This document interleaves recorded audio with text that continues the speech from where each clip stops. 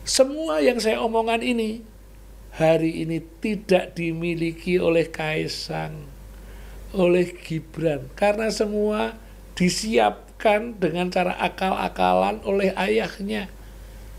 Lu masa ada anak 2 hari pegang kartu anggota, hari ketiga ketua umum? Ini dalam logika wong lumrah hal yang mustahil. Lalu merekayasa Mahkamah Konstitusi semata-mata untuk memberangkatkan anaknya jadi calon wakil presiden. Emang itu dirubah untuk keberangkatan anak umur 36 tahun yang lainnya? Enggak, itu berangkat hanya untuk anak Jokowi. Karpet merah dinasti politik Jokowi dalam Pilkada 2024. Dinasti politik keluarga Presiden Jokowi, banyak kalangan memprediksi kemungkinan akan berlanjut pada pertarungan pemilihan kepala daerah atau pilkada yang akan dilakukan serentak pada 27 November 2024 ke depan. Dan putra bungsu Jokowi, yakni Kaisang Pangarep, diwacanakan juga akan maju dalam kontestasi tersebut. Bahkan kabarnya, sudah ada pihak-pihak yang menamakan diri sebagai relawan Prabowo Gibran telah mengambil formulir calon wali kota Bekasi, yaitu untuk sang putra presiden tersebut. Sementara itu, saudara, relawan Prabowo Gibran mengambil formulir pendaftaran penjaringan bakal calon wali kota Bekasi melalui DPC PKB Kota Bekasi untuk mendaftarkan Ketua Umum PSI Kaisang Pangarep. PSI pun merespons dengan bilang belum ada pembahasan soal Kaisang yang maju di Pilkada 2024. Sedangkan menantu Presiden Jokowi, yaitu Bobi Nasution, juga dikabarkan akan maju dalam pemilihan gubernur di Sumatera Utara. Dan menanggapi hal ini, Kepala Pusat Studi Komunikasi, Media dan Budaya Universitas Padjadjaran atau UNPAD, Kunto Adi Wibowo pun menilai bahwa dinasti politik Presiden Jokowi masih akan sangat kuat pada Pilkada 2024 ke depan. Karena pasangan presiden terpilih, yaitu Prabowo Gibran, akan punya kekuatan mobilisasi lewat bantuan sosial atau bansos, serta mobilisasi secara finansial. Dinasti politiknya, menurut saya, akan semakin menguat karena konsolidasi politiknya sudah tertata rapi, ucap Kunto pada beberapa waktu yang lalu. Di situ Kunto juga mencermati bahwa Jokowi dianggap sangat piawai dalam membangun dominasi yang berbasis pencitraan dari bansos, yang memang sengaja didesain untuk memenangkan pertarungan politik secara elektoral. Salah satunya termasuk pilkada. Apalagi Pak Jokowi sudah sangat tahu caranya meraih simpati masyarakat di tengah melonjaknya harga-harga pangan yang seharusnya memang menjadi tanggung jawab dia, tutur Kunto melanjutkan. Ini murni inisiatif relawan dan masyarakat Kota Bekasi. Jadi tidak ada permintaan dari seseorang atau partai pun yang menginisiasi untuk permintaan dan mendorong Mas Kaisang untuk maju jadi wali Kota Bekasi.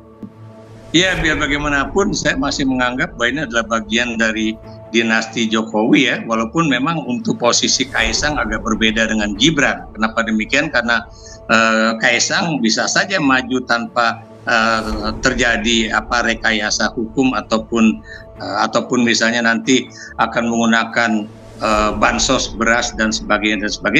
Di sisi lain, simpati masyarakat yang masih tinggi terhadap Presiden Jokowi juga membuat sebagian besar partai politik pun terus mendekat, bahkan turut mendukung keluarga Jokowi pada Pilkada 2024 ke depan.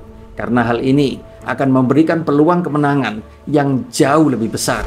Karena daripada menggait calon lain yang peluang menangnya masih 50-50, ujar Kunto melanjutkan. Dan komentar senada juga dilontarkan oleh Direktur Eksekutif Indonesian Political Opinion atau IPO, Deddy Kurniasyah. Di sini, Deddy menilai dinasti politik Jokowi akan sangat mempengaruhi Pilkada 2024 ke depan. Sebab sebelum cawe-cawe pada Pilpres 2024, Jokowi sudah sering menunjukkan keterlibatan dalam kontestasi perebutan kursi kepala daerah, yaitu misalnya kala memenangkan anak sulungnya Gibran Rakabuming Raka, yaitu pada pemilihan wali kota Solo, dan Bobi Nasution dalam pemilihan wali kota Medan. Ketika Gibran ikut kontestasi di Surakarta, Jokowi memanggil tokoh potensial ikut kontestasi menjadi lawan Gibran ke istana, masih kata Deddy. Begitu halnya Juga saat Bobi ikut kontestasi di Medan, istana terkesan juga ikut berupaya membantu.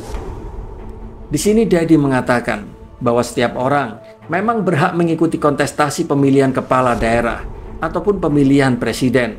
Namun masih kata dia, tapi sangat tidak patut bila mengandalkan kekuatan kekuasaan yang bakal memanfaatkan sumber daya negara untuk kandidat tertentu.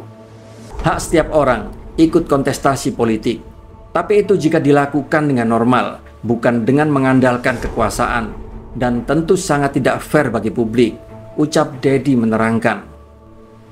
Menanggapi berita ini, Presiden Jokowi pun tidak ingin memberi komentar. Bahkan Presiden Jokowi pun menegaskan bahwa hal tersebut adalah urusan partai. Tanyakan ke partai, ke PSI, tanyakan ke PSI. Itu urusan partai. Terima kasih Pak. Apanya? Itu keinginan pribadi itu tolong ditanyakan kepada partai atau tanyakan pada yang bersangkutan. Dikit-dikit urusan pilkada banyak banget, tanyakan ke saya gimana. Memang politik dinasti atau political family yang melibatkan keluarga Presiden Jokowi ini telah banyak mendapat sorotan dari berbagai kalangan dan telah menjadi topik hangat, yaitu menjelang pemilu 2024. Apalagi dinasti politik Presiden ke-8 ini dibentuk dari cara-cara yang tidak etis, yaitu melalui pelanggaran etika berat dengan memanfaatkan salah satu anggota keluarga yang menduduki jabatan ketua pada sebuah lembaga konstitusi. Ketua Mahkamah Konstitusi, yaitu Anwar Usman, yang berstatus sebagai sang paman dari Gibran, disinyalir telah memberikan karpet merah bagi Gibran, dan Gibran pun akhirnya melenggang menjadi cawapres Prabowo. Di sini seharusnya masyarakat perlu menyadari bahwa politik dinasti Presiden Jokowi ini bisa berdampak buruk pada masa depan Indonesia. Anggota politik dinasti akan bisa memiliki akses lebih baik ke sumber daya negara, sementara masyarakat umum tentu akan dikesampingkan karena dalam sejarahnya kepentingan dan prioritas politik dinasti tidak selalu sejalan dengan kebutuhan serta keinginan dari masyarakat. Dengan demikian, maka isu-isu penting mungkin akan diabaikan atau tidak akan mendapatkan perhatian yang cukup.